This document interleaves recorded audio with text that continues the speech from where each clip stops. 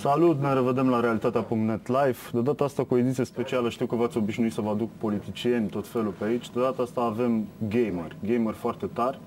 L-avem în primul rând pe Infinity, Jonathan Wendell, cum spune Wikipedia. Un gamer renumit în toată lumea și care este în România, ne va spune el de ce.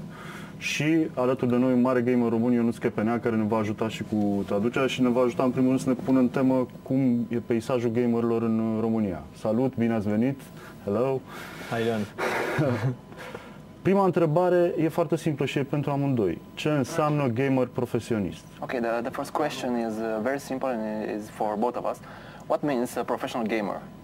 Well, a professional gamer is someone who actually makes a living playing video games. So I basically took it on as a career in 1999 to, I quit school and I quit my job just to fully pursue gaming as a career. So I was able to, un gamer profesionist reprezintă acel gamer care își trăiește existența din acest lucru, jucându-se jocuri pe calculator. Jonathan tocmai spunea că el și-a început cariera în 1999, când a renunțat la școală pentru a-și continua o carieră în gamingul profesionist. Tatălui am înțeles că a jucat un rol important. Cum s-a întâmplat? Cum a făcut trecerea la jocuri? Your father had an important role in your gaming career. Yeah. What he did for you? Well, my dad was just very concerned about me playing so many hours, so I had to make a handshake deal with my dad, and he understood my competitive drive. Like, he's also a very competitive person, so we made a deal. Let me go to this one tournament. If I win some money, I gotta keep doing it. So I brought home the check and I won the money, Dad. Da, tatălui a fost foarte sceptic și au trebuit să să dea la pace, să facă o înțelegere prin care dacă Jonathan câștiga un turneu și ar fi venit acasă cu cecul, ar fi lăsat să-și facă o carieră din gaming. El în momentul acela se juca foarte mult pe calculator și tatălui nu înțelegea de ce se joacă pe calculator și cum ar putea să-și câștige existența din asta. Ionuț, cum e cu gamerul profesionist în România? Ce face un gamer profesionist în România? Gamerul profesionist în România este foarte asemănător cu cel de afară, însă condițiile sunt mult mai neprielnice, ca să spun așa. Gamerul profesionist din România se duce la concursuri în toată țara, o dată, de 2 ori pe an. Avem turnee serioase, adică câștiguri serioase, cum da, e cazul lor? Da. Cam care media câștigurilor poate fi undeva la 15.000 de euro pe sezon. Au fost până acum 3 sezoane de ESL Pro Series, platforma pe care o și reprezint, unde am avut premii de 15.000 de euro, divizate la 4-5 categorii. Iar afară, concursurile pe care le-a câștigat Jonathan sunt cotate cu premii mult mai mari, de la 50.000 de Care dolari. a fost primul lui turneu serios, așa, când a câștigat primii bani serios și a simțit că asta... Which was your first tournament when you won some serious money from it? Well, I guess my very first tournament, I won money I was 18. That was the very first tournament I went to, and I had about $500 in my bank account, and traveled down to Dallas, and I ended up winning $4,000 in my very first professional tournament. Primul turneu pe care l-a câștigat Jonathan a avut un premiu de $500, $500, you said? 500. Yeah, I had $500. $500 și cu acei bani el și-a cumpărat un bilet de avion și s-a întreținut ca să meargă la un alt concurs în Dallas, unde a câștigat $4.000. E destul de serioasă treaba. Cum a ajuns acum? Unde e el? Continuă să fie jucător profesionist? Mai face și altceva pe lângă? Câștigă bani și din altceva? Că înțeleg că aici e cu o lansare de produs, deci și-a diversificat business-ul, ca să zic așa. What are you doing in this moment? You are still a professional player, or you are doing something else, like launching new products, new hardware?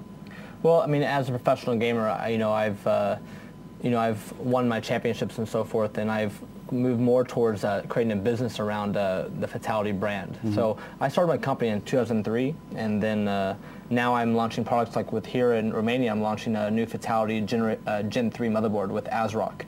So we're promoting that here in Romania.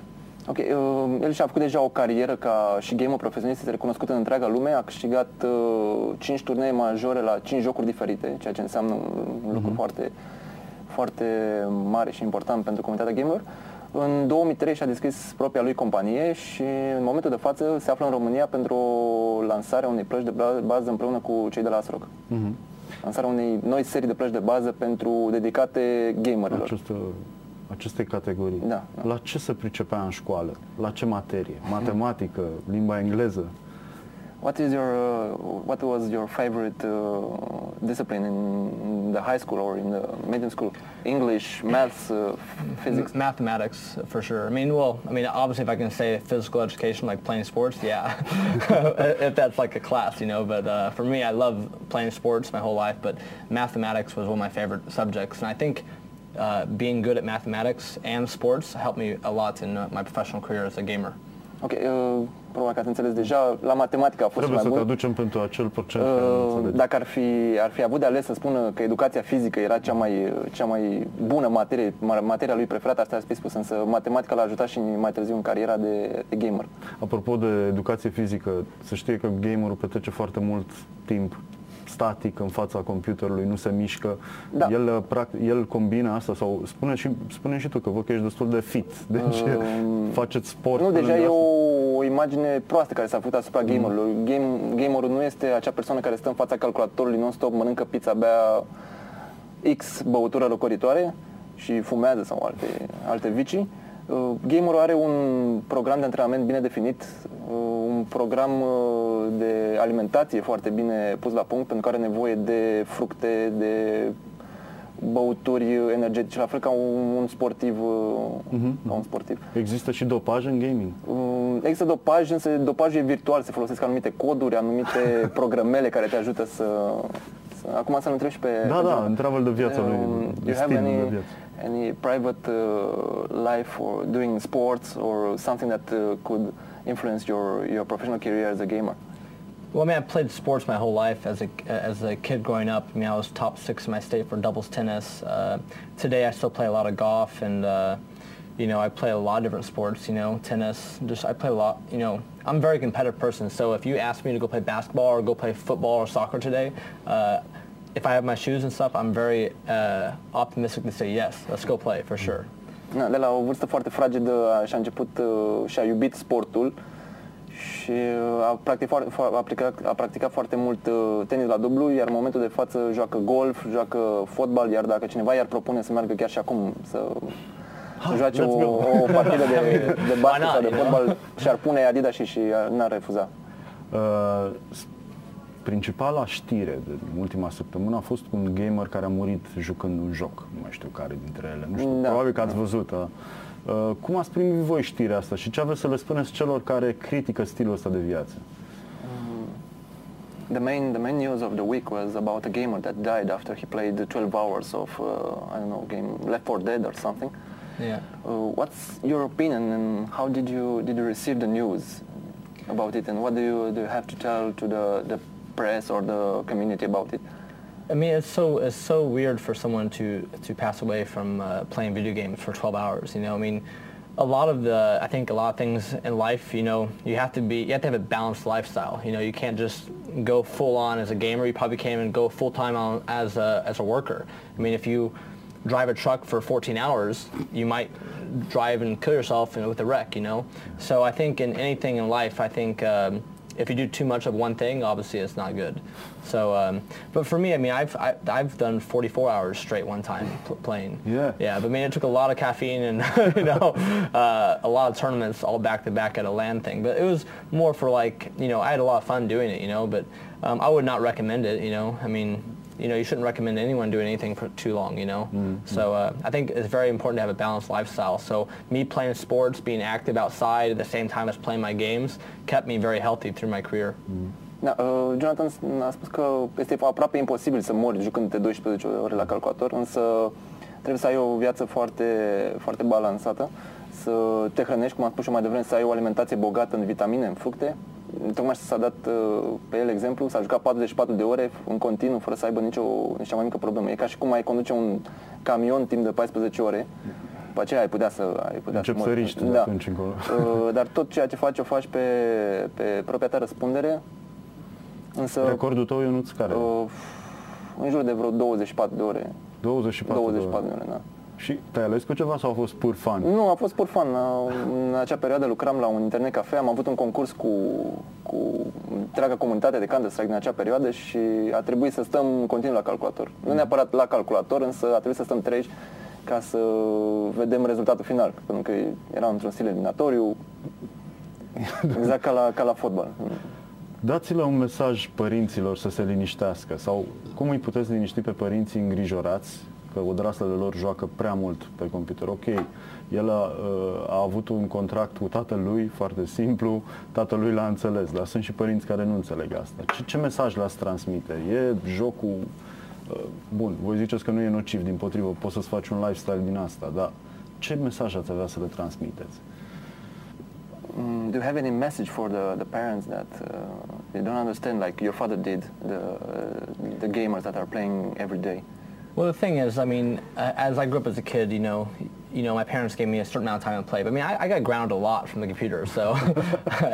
But for my dad, he understood my competitive drive, and like, I understand you have to balance life with hobbies, you know. And if your hobby becomes your career, like it did for me, I mean, at least my dad gave me my shots, you know. Some kids that grow up and want to be a professional gamer, they have to be given their shot to do it, or else they'll run away from home or whatever else is the outlet, you know. So for me, I was very lucky to have a father that understood my competitive drive, and he understood I had to do it. I had to. If I didn't do it, I would have felt horrible inside as a person, because I knew at one time in my life I had a shot to do something special. And you know, if a kid growing up and with their parents, if they understand he has a drive to do something, just have to do it in moderation and very well balanced. Understand the kid really wants to do this and he wants to aspire to do something special. Părinții trebuie să-și inspire copiii în ceea ce vor face mai departe. Trebuie să înțeleagă că jocurile pe calculator și gamingul poate fi un hobby, la fel ca alpinismul, citind unei cărți, plimbările în natură. Și trebuie să-i încurajeze, măcar să le dea, cum și tatălui Jonathan, i-a dat ocazia să-și o șansă, exact, să demonstreze ceea ce poate. Dacă într-adevăr vor să facă o carieră din gamingul profesionist, trebuie să le dea o șansă să vadă ce sunt în stare, pentru că pe de altă parte poate să fie o pierdere de timp dacă se joacă non-stop și o fac doar din amuzament. Spunea că el a fost și pedepsit, nu numai asta toată viața. Gamerii se împart în două categorii de regulă. Sunt casual gamers, cei care oricine se joacă. Se joacă un solitar la birou, se joacă pe consola Wii, un tenis, se joacă pe PlayStation. Sunt gamerii profesioniști care își fac un viitor din asta, care se bazează, se trezesc în fiecare dimineață la ora 8, au o alimentație sănătoasă, urmează un program de exerciții fizice, iar seara ei se ocupă de gaming, își dedică un anumit timp din viață gamingului. Dar spune-mi, Ionuț, de fapt e o întrebare valabilă pentru amândoi. Ați întâlnit totuși cazuri patologice de gamer, adică oameni care exagerează, care încalcă măsură, i-ați cunoscut, țineți legătura cu ei, ați încercat eventual să-i ajutați dacă sar măsura, așa? Sau sunt toți oameni echilibrați, nu știu ce? Eu am întâlnit, de exemplu, am și prieteni care exagerează, deci inclusiv riscă să-și strice viața personală din cauza jocului. Voi ați întâlnit genul ăsta de oameni? Da, eu am întâlnit personal tot în acea perioadă când eram implicat foarte mult în scena gamingului, oameni care stăteau în jur de 4-5 zile, își petreceau Crăciun într-o sală de net, își luau mâncare, stăteau pe tastatură acolo și mâncau. Și le-am spus, le-am explicat că nu e ok, trebuie să-și împartă ziua sau, mă rog, programul de gamer, viața. Da, am auzit cazuri în care bărbații în toată firea au divorțat de familiile lor, dar astea sunt cazuri izolate, sunt oameni care își găsesc fericirea în acel joc, pentru că probabil au probleme în viața personală, în viața de zi cu zi, se refugiază în jocul respectiv. So, Jonathan, did you meet any person that had a problem with video gaming, playing like, I don't know, WoW for 7 days and they didn't saw anyone nearby? Care și-au distrus viața personală. They ruined their life effectively playing a game like wow, I don't know. I mean, you always hear the stories of people like, you know, losing their wife or losing their girlfriends or, you know, losing their job, you know, all these things, you know.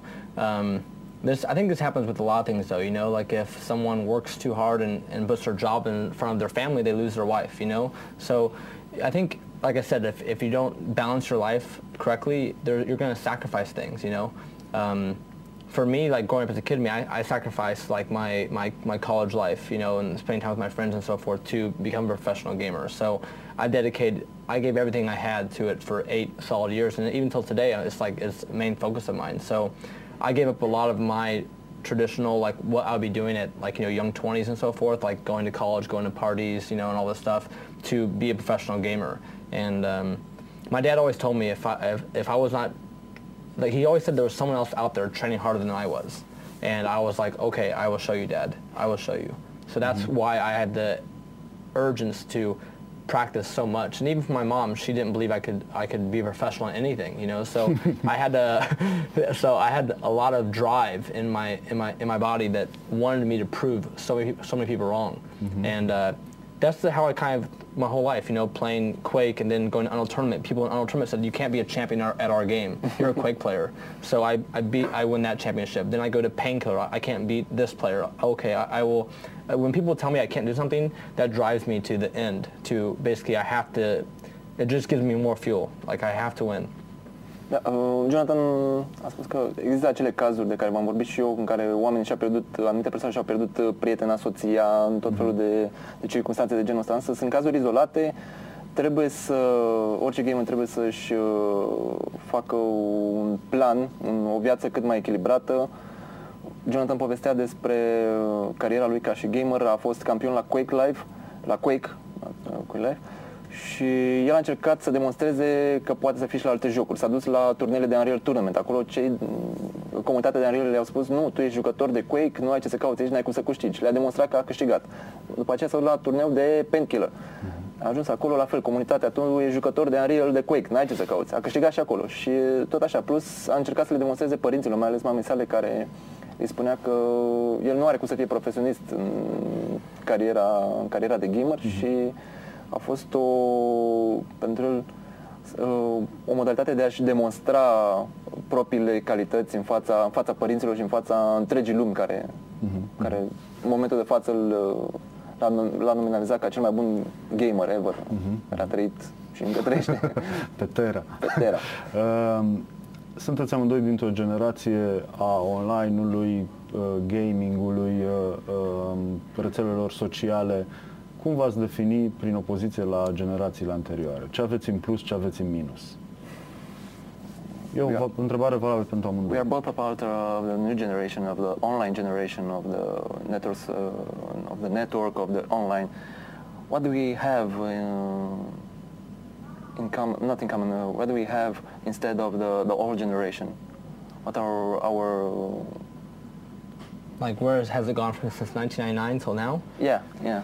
I mean, well, when I went pro, I mean, I was the first one ever to like really dedicate, no school, no job, just focus. Like, my career is playing a video game, So I was like I was the first one basically to approach a pioneer, just to approach it like, I'm gonna make this my living. That's it, So today you have hundreds of gamers around the world that are making a living playing video games. I mean, you look at South Korea, for example. I mean, some players are making probably over $200,000 a year, maybe. And then a lot of the other gamers are probably making, the top pro gamers making, probably in between like, say 50 to 80,000 a year if he's really good. And then like, if they're really good, like in StarCraft 2, whatever right now, the game is really hot and popular right now, so there's more prize money out there for them to win. So through my career, I just kept switching game to game to basically win the most prize money, And I was always playing one-on-one, so I didn't have to split my winnings with anyone. I just, it was just a win-win all around,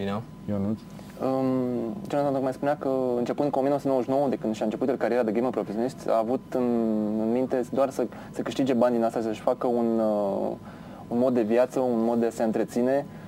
Iar în momentul de față, în anul 2011, sunt jucători care câștigă în jur de $200,000 de euro pe an.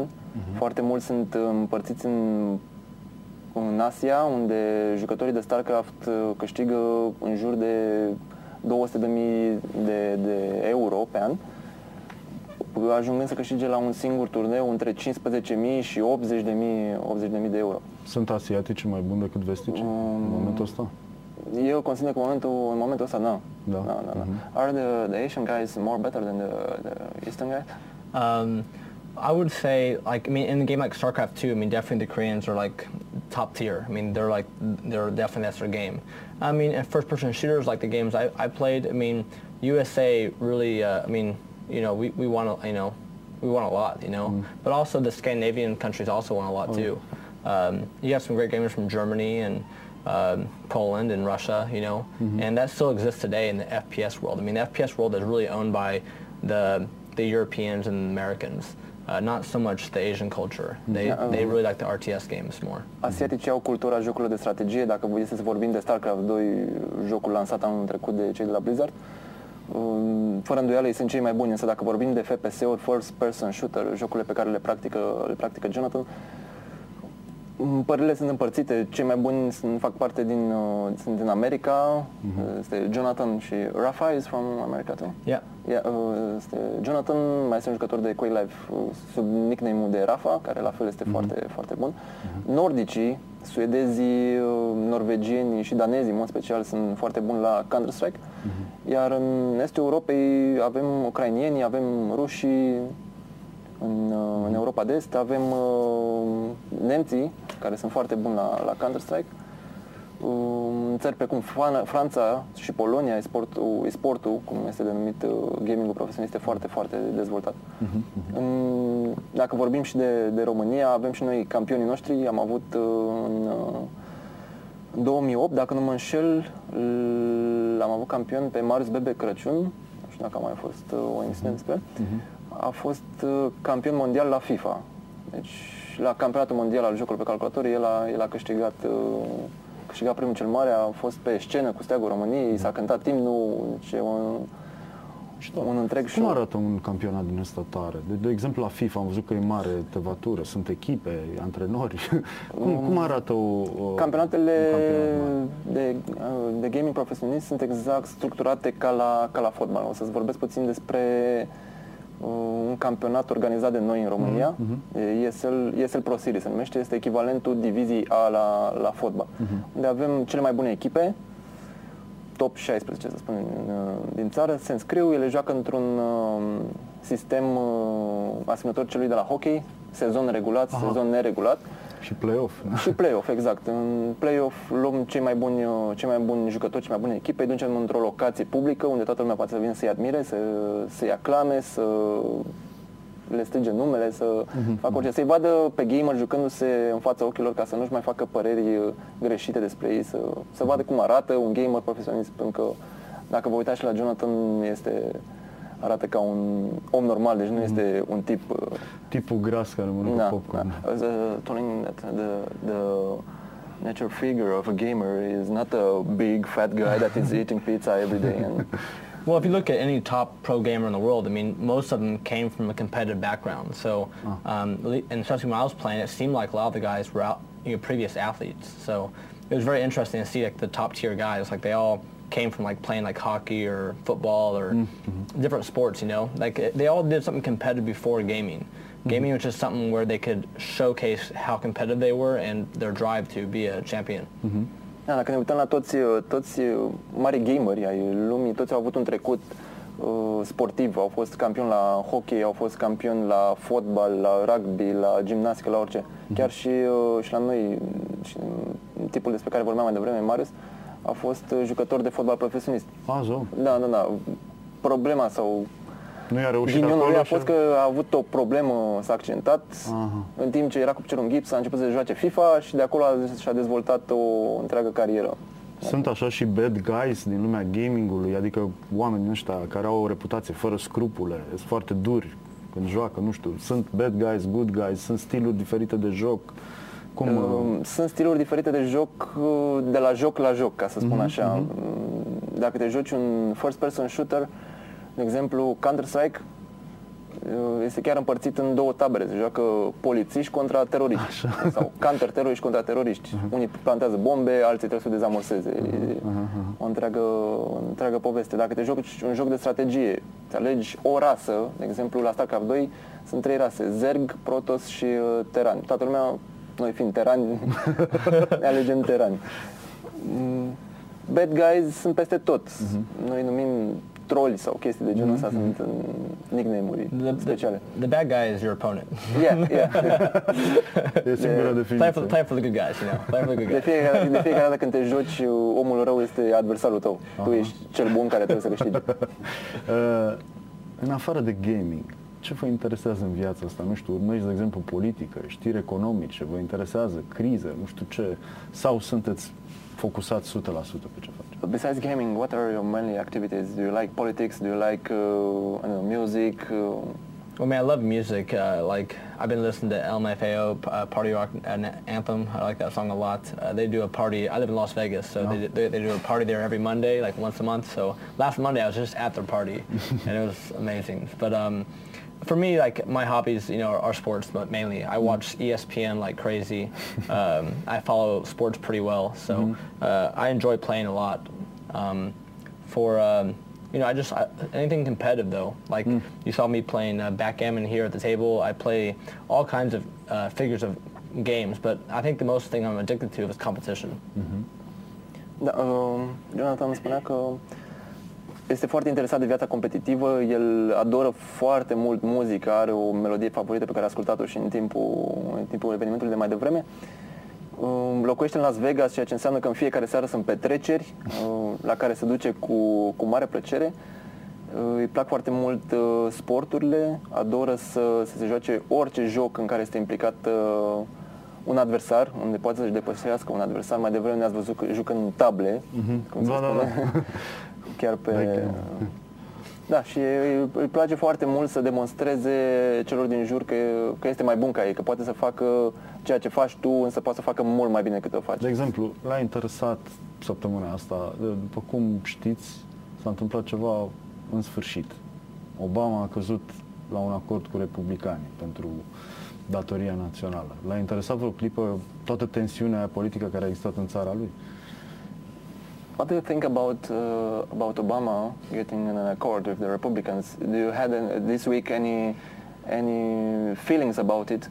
I mean, I've been on the road, so I haven't really been able to keep up on the politics and everything. So I would say that's like, I would say I follow a little bit when I'm at home and so forth. Just like we met our our debt stealing and so forth and everything like this, but I haven't followed it that closely. I follow sports more closely than the politics, I guess. Da, pe tot parcursul săptămânii a fost pe calea diferite evenimente, tot se plimbă prin toată Europa și prin Statele Unite. A fost la curent cu ceea ce s-a întâmplat acolo, însă a preferat să fie atent mai mult la evenimentele din sport, la știrile din sport, ceea ce îl interesează foarte mult. Pe tine te interesează politica din România? Nu. Consider că am lucruri mai bune de făcut decât să fiu interesat de politică. Sunt alții care o fac în propriul lor mod și nu are rost să mă implic. Dar ce te enervează cel mai mult la viața ta din jur? E o întrebare, de fapt, valabilă pentru amândoi. Ce vă scoate din minți când vă uitați în jur? Ce vă enervează? Și ce ați vrea să se schimbe urgent, imediat? Nu știu. Pot să spun că suntem foarte, foarte delăsători unii dintre noi și, de exemplu, dacă vrei să arunci o hârtie la coșul de gunoi și dai pe lângă, 9 din 10 persoane ar lăsa-o exact unde a căzut. Asta e o chestie care mă enervează pe tine. Ai da o lege împotriva hârtiilor. Da. Nu, vorbim serios despre chestia asta și ca să fac o paranteză și legată de gaming, mă enervează că noi gameri din România nu putem să ajungem deocamdată la un nivel atât de ridicat cum sunt cei de afară, cum se practică campionate în fiecare săptămână, turnee, pentru că sponsorii sunt foarte sceptici în ceea ce privește gaming-ul. În alte țări gaming-ul este sport național, în Coreea, în Japonia, în China, în Germania, dacă nu mă înșel. Și sponsorii se uită cu alți ochi la cei oameni care stau în spatele calculatorului și butonează în fiecare zi și se joacă și pierd timpul. La noi nu prea se mișcă. Bine, dar sunt jucători români care ies în afară, nu ies să joace. Da, sunt jucătorii români care ies în afară să joace, dar asta tot prin prisma organizatorilor, cei care fac concursuri, care pot să-i trimită acolo. Pentru că sunt niște costuri, trimiți o echipă, nu știu, în China, trebuie să le plătești transportul. Că în jur numai 8.000 de euro costă transportul la 5 oameni. Mai e costisitor. Da. Întreabă-l, te rog, și pe Jonathan dacă îl interesează. Something that annoys you in your daily life? There's something that you could change if you wanted to? I mean, it's hard to say, I get to play video games for a living, and I run a business around, playing video games and selling products to gamers. So, I guess the thing for me is mostly just try to help it grow more. that's something I'm working on right now with a new project I'm trying to develop to help gamers play more and compete more. And I think that's the main thing. It's just helping the sport grow more. You know, I feel like in America it's a very big console market, but I think it could also be a very big PC market as well. I think over in Europe, people are really into PC more than they are in USA. I love the mouse and keyboard because I feel like it's way more accurate than a controller. But the thing is, like, you know, the project I'm working on really doesn't matter what system you play on. I mean, if you play Xbox, you play PS3, you play the Wii, you play iPad, you play the PC. I still think the PC is the ultimate platform for sure. There's just way more things you can do on it. But I'm not going to discriminate in the sense, like, I'm trying to create a service for all gamers. It doesn't matter what game they play. So my biggest thing that bothers me, I guess, is that, you know, a person that plays on the console can't play with a guy that plays the PC, but they're playing the exact same game. And that's what really upsets me. So because, like, I want everyone to play together, because then you create a much bigger market for gamers that are playing one game, and eventually it could be much bigger prize money for the gamers and for the pro. So the biggest thing I want to see pros make more money. You know, I think if you know, you look at professional athletes. I mean, they're making $1 million contracts to play sports and so forth. And for a gamer, it's really hard to do that because we don't have the viewership to really take it to the next level yet. And that's something we're all kind of working on, and something I've been pushing for a long time. So if we can help get all of the people playing together, playing on one platform, it would be much more attractive for sponsors to come in, because they know they're advertising to these, like, this million, like, you know, these 1 million gamers or these 10 million gamers are playing this one game. Instead, they're all separated and diluted in so many different ways. So it's really hard to, you know, almost to find out who the best player in the world is, you know. But the thing is, like, you know, the mouse and keyboard is by far the more dominant platform, and that's where you get to see the most skill at, because we're playing the game at a certain level with a mouse and keyboard, where a controller person they couldn't even keep up. It's impossible. O să încerc să fac un rezumat a ceea ce a spus Jonathan. No problem. Fiind implicat direct în acest fenomen numit gaming, Jonathan încearcă să-și deschidă propria afacere, propriul site, propriul portal prin care să-i ajute pe gamerii din întreaga lume să se strângă toți la un loc. Pentru că în momentul de față, în America, de exemplu, sunt foarte mulți gameri pe console. În Europa sunt foarte mulți gameri pe calculator, care folosesc mouse-ul și tastatura. El încearcă să-i adune pe toți într-un singur loc unde să se poată juca același joc. Pentru că, de exemplu, tu ești jucătorul de console, te joci pe PS3, să spun FIFA, eu sunt jucător pe PC, însă ne jucăm același joc. Însă noi nu putem să interacționăm în niciun fel. Și am înțeles bine, cel cu tastatura e mult mai performant decât cel cu consola? Da. Bine, și aici părerile sunt împărțite. Dacă te joci toată viața pe tastatură și mouse, ești clar avantajat față de cel care se joacă pe consolă. Însă la first person shooters, jocurile pe care le joacă Jonathan, ai nevoie de mouse și de tastatură, pentru că îți răspund mult mai bine la reflexele pe care le ai și asta contează foarte mult. Pe când dacă te joci de pe o consolă, ai 2 joystick-uri care le manevrezi să potrivești ținta, ceva de genul ăsta. Mișcări limitate. Ai mișcări limitate, exact. Și Jonathan încearcă să-i atragă, în curând să dea drumul la acest proiect, unde speră că va avea suportul întregii comunități de gamer, atât din Statele Unite cât și din restul lumii. Ați întâlnit că peste tot, în toate sporturile, sunt 2 tipuri de jucători. Sunt jucătorii muncitori și jucătorii talent nativ, oamenii care au așa, simți că... Ați întâlnit genii din ăstea, oameni la care să simți că e ceva născut și că nu e doar muncă? Să știi că este posibil ca una să nu este fără cealaltă. Că nu putem să ne comparăm cu fotbalul, cu fotbaliștii, noi gamerii. La fotbal s-a născut un Hagi, s-a născut un Maradona. Există un Hagi în gaming? Există, de ce nu? În afară de Jonathan. Există foarte mulți jucători care au avut un talent nativ în ceea ce înseamnă gamingul, însă fără ore de antrenament zilnice, fără o perioadă de concursuri în care să-ți demonstrezi aptitudine în fața celorlalți jucători, nu poți să continui ceea ce faci. Pentru că dacă nu te joci o săptămână, o lună, un an, deja îți pierzi reflexe, pierzi concentrarea Și nu ai cum să... Jonathan, ce zice? Există talent nativ? Do you think there are any native talents in gaming without working hard to...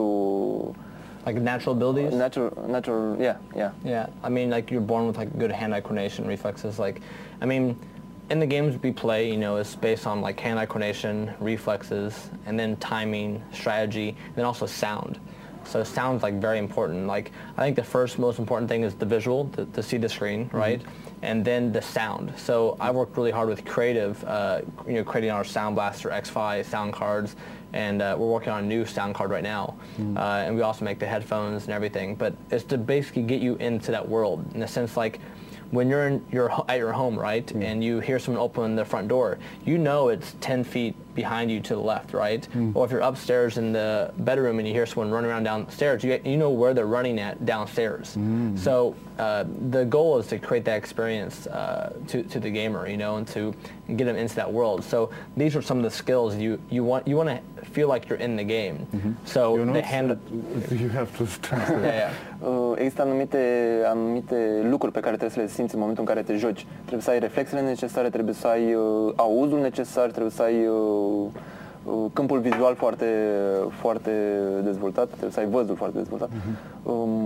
Jonathan spunea că folosește o pereche de căști creativ pe care le folosește zilnic, pentru că exact ca și cum ai fi în propria ta casă și ai auzi ușa deschizându-se la parter, ai ști că ai de mers... Spațializezi. Da. Știi exact că ușa este la 10 metri în spatele tău și îți faci în o proprie poziționare.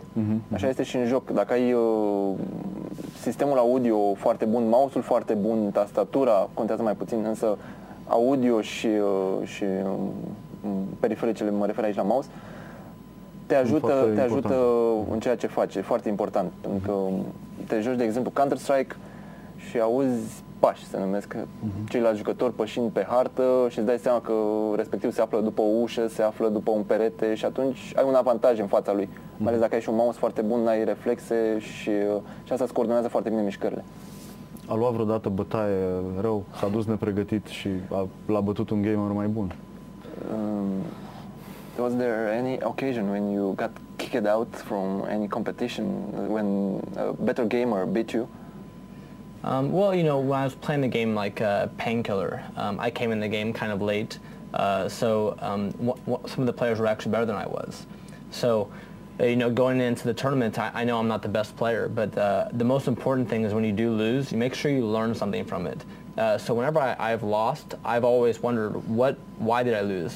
How did I lose? What was my falling point? Where did I have to really analyze like every inch of the game. So I go back and watch the demos and so forth and like find out, oh, well, he obviously has better movement than I do. So obviously movement is more important. And throughout the tournaments over 18 months, I actually was able to figure it out, then eventually win the championship. So when you lose, you have to learn. S-a întâmplat când s-a apucat să joace Painkiller, pentru că el a venit foarte târziu în această comunitate, jocul era lansat deja de ceva timp, concursurile deja începuseră și chiar și-a luat bătaie când a participat la primele concursuri, însă a învățat din greșeli, a luat reluări, a luat demo-uri. Și a vizionat ca pe casetele video, a vizionat ce a greșit și a încercat de fiecare dată să-și îmbunătățeze jocul, să fie mai bun decât adversarul sau să fie mai bun decât a fost el în meciul precedent. Să-și repare. Tu ai întâlnit vreun jucător în ăsta care să te zdrobească așa și care te-a impresionat cât de bun era? Da, s-a întâmplat la diferite concursuri, pentru că depinde foarte mult și de starea pe care o ai pe moment. Dacă ești nedormit, dacă ai călătorit foarte mult, nu te-ai odihnit și joci cu... Îți găsești scuze acum. Nu găsesc scuze. Da, astăzi am jucat contra lui Fatal1ty și m-a zdrobit, să zic așa, adică n-am avut o șansă. Am jucat Quake Live la eveniment și da, a fost într-adevăr, a fost mai bun ca mine. Este cel mai bun la acel joc. Ce planuri aveți? Adică el unde se va duce, tu unde te vei duce în următoarele săptămâni? Ce veți face ca jucători profesioniști? What are your future plans for the next weeks? What you are going to do in your private life or in your gaming life? Well, I actually leave here tonight. I go to London to fly to Dallas. I'm sponsoring the event called QuakeCon, and it's about 6,000 or 8,000 gamers who come together and play a Quake tournament. But we're there doing an exhibition hall where we're going to be showing off some of my products with the ASRock, with Creative and OCZ, and also I'm creating this new Fatal1ty gaming desk. So I'm actually making a piece of furniture where, in a sense, you can play PC and console from one station through one monitor and have cable management system and everything. So I'm trying to move forward with the Fatal1ty message of building gaming products. So like when you think Nike, you think sports. When you think Fatal1ty, you think gaming. So that's kind of, that's my new role and mission with the Fatal1ty brand. Chiar în această seară va pleca din București, se va îndrepta către Londra, de unde va lua zborul avionul către where's the competition? Dallas, Texas. În Dallas, Texas, unde sponsorizează chiar el un eveniment de Quake, de Quake Live, se numește QuakeCon. Vor fi cam aproximativ 6800 de jucători din întreaga America și chiar din întreaga lume. O să vină foarte mulți jucători cunoscuți ca Rafa, Cooler, yeah? There will be a lot of well-known players there. Yeah, I mean it's one of the biggest Quake tournaments of the year. Și este cel mai mare eveniment al anului în comunitatea de Quake și va încerca pentru prima oară, va aduce față în față un jucător de consolă și un jucător de PC, se vor putea juca pe același monitor același joc. Deci va fi ceva... Asta e miza lui, da. Asta e miza lui, da. Încearcă să facă o lume mai bună pentru gaming, pentru că el s-a ridicat și o lume mai bună financiară pentru el. Tu ce vei face în următoarele 2 săptămâni? O să mă întorc din nou la job, fiind project manager al comunității ESL în România și o să încerc să fac o lume mai bună pentru gamerii din România, bineînțeles. Astea sunt planurile noastre, pentru că venim din această, să zic, pătură socială anumită gaming și încercăm să facem o lume mai bună pentru semenii noștri.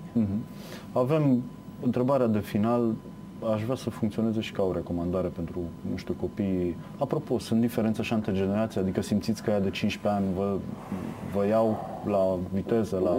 Sunt diferențe între generații, pentru că voi deja bateți, el are 30, tu aproape 27. Sunt diferențe și se văd cu ochiul liber. Cei mai mici în vârstă au mai mult timp liber să se joace, să se distreze, să au reflexe mai bune față de un gamer de 40 de ani. Un puștilică de 15 ani poate să fie mult mai bun. Există și gamer ăștia de 40-50 de ani? Da, există. Am întâlnit în trecut gamer de 42 de ani. Erau în aceeași echipă cu mine și ziua îi făceau o mobilă, seara erau jucători de Counter-Strike. Întreabă și pe Jonathan dacă ăștia de 15-16 ani sunt mai tari decât generația voastră. The teenagers they have any advantages in front of us, in front of the guys that have, I don't know, 30 years, 40 years. Do you have any skills, any bigger reflexes, any? Well, usually you think, a younger player like around 18 to, 24, 25 or so, I mean, they're going to be very well in their element, like in the sense they have very good reflexes. It's really never really been tested, I competed at the highest level throughout my whole career, I think the last time I played, I was 26 or 27, and I was still able to play at the very highest level and win. So I think it's never really been tested, because you look at professional athletes, even in real sports, they're playing, some of them are playing until they're 40, so it just kind of depends on, there's a lot of knowledge and experience that has a role in the actual competition, because when I compete, I'm not getting nervous, where the younger kids might be. Da, nu a fost testat, însă cei mici pot avea reflexe mai bune decât cei mai în vârstă, însă cei mai în vârstă au experiența necesară pentru a nu avea emoții în fața calculatorului când se duc la o competiție majoră. Jonathan a jucat până la 26-27 de ani la același nivel foarte ridicat și tot a reușit să câștige foarte multe concursuri și la acea vârstă.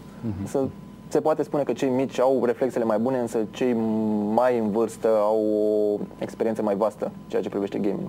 Și ca o întrebare de final, ce le recomandați tinerilor gamer? Deci cum să arate programul lor? Mă trezesc la cât, ce mănânc, ce beau, ce fac ca să practic, ca să duc o viață de profesionist? Like a recommendation, what's your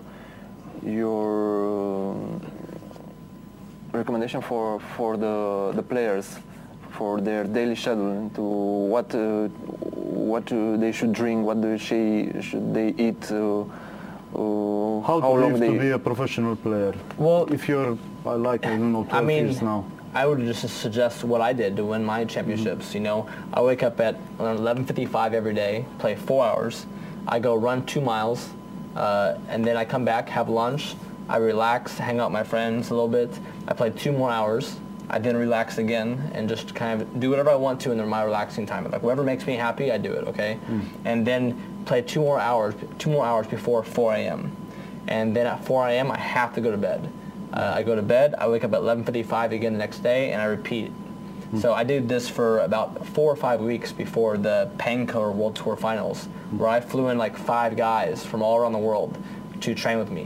E ca un fel de cantonament. Da, un program pe care l-a folosit Jonathan înainte unui concurs de Panko a fost cu o trezire la 11:45, s-a jucat 4 ore, a alergat 2 mile, după aceea s-a întors, a luat prânzul, a stat împreună cu prieteni, s-a relaxat, după care s-a întors în fața calculatorului, s-a mai jucat 2 ore. După aceea a făcut ceea ce a simțit el că este bine ca să se relaxeze. S-a jucat până la 4 dimineața, însă nu a depășit această oră, după aceea s-a dus la somn, s-a culcat, s-a trezit în următoarea zi pentru a-și lua acest program bine pus la punct, timp de 5 săptămâni înaintea unui concurs. Tu, Ionuț, ai un program al tău favorit? Sau? Nu, în momentul de față nu mai am niciun program. E jobul. E jobul. Mai vrea Jonathan să spună ceva? But like, I mean, the reason why I have to have so many people at my home to train with me, because most of them can't do it. They cannot play 8 hours a day because their mind just can't handle it. So I flew in a bunch of different guys, so I get 2 hours with him, 2 hours with him. But also the great thing about it was I was getting a defensive player, offensive player, crazy guy. And then, you know, so I'm flying in like different characters that they play a different role in the game. So when I'm playing against the best player in the world, the best player in the world is going to show me all of these faces, you know? So for me, I can break it down faster than he can. And I think that played a big role in why I won the championship. Jonathan se joacă în fiecare zi cu jucători diferiți, jucători care, dacă s-ar juca singur, nu ar rezista 8 ore unui program de antrenament, unui program de joc intensiv. Se joacă cu jucători defensivi 2 ore, se joacă cu jucători ofensivi 2 ore, se joacă cu un tip nebun care fuge pe hartă, care aleargă, cu un tip care are o anumită strategie și astfel el încearcă să-i spargă pe fiecare în parte, să devină mai bun ca ei și să-și cunoască foarte bine adversarul, pentru că dacă îi cunoști pe fiecare în parte, la final o să ajungi să fii mai bun decât toți la un loc. Și acum chiar întrebarea de final, final question. Credeți că o să fie un job viabil pe viitor, gaming? Do you think that the gaming will be a job for the future? Well, today, I mean, you can still make a living playing video games. Is it going to be as mainstream as playing a national sport like football or like tennis or any of those other mainstream sports worldwide? I think it definitely has potential. You know, we just have to eventually get down to one platform and find a way to put it on TV and let people see it. În momentul de față sunt oameni care își câștigă existența din gaming și chiar și în România vorbim despre acest lucru. Dacă toți ar reuși să se unească și să facem, nu știu, un partid al gamerilor. I still think today we are growing the fans for the future. In the sense, you look at all the sports we play. We grew up playing baseball or football or rugby or tennis or all these different sports, right? So we naturally become a fan of watching it on TV. When I watch sports, I'm like, I've played the sport. How do the pros do it? So in the sense, I think today we're still so new in the esports world that we still have so much more to grow and to build up that fan base to watch and see these top professionals play video games. În momentul de față încă suntem la stadiul în care ne construim o lume plină de fani, în care oamenii își văd despre ce e vorba, văd ce înseamnă e-sports-ul. Pe viitor, acești oameni vor ajunge la rândul lor să devină gamer, probabil profesioniști, și astfel se va crea o întreagă comunitate în jurul acestui fenomen numit gaming. Comunitatea există în momentul de față, însă în anumite țări este mai dezvoltată decât în altele și asta se vede la concursurile internaționale, unde jucători din America, din China, din Coreea, mai ales din Asia sunt mai buni decât ceilalți din Europa. La unele concursuri, la altele Se restabilește echilibrul. Se restabilește echilibrul, exact. Jonathan, Ionuț, vă mulțumesc foarte mult că ați fost cu mine. Mulțumesc. Când mai vii pe aici, te așteptăm la realitatea.net Next live. visit you should come back here. Yeah. All right, cool. I would be honored. Thank you. Și noi ne revedem când ne revedem. S-ar putea chiar săptămâna asta, din nou la politică. Salut!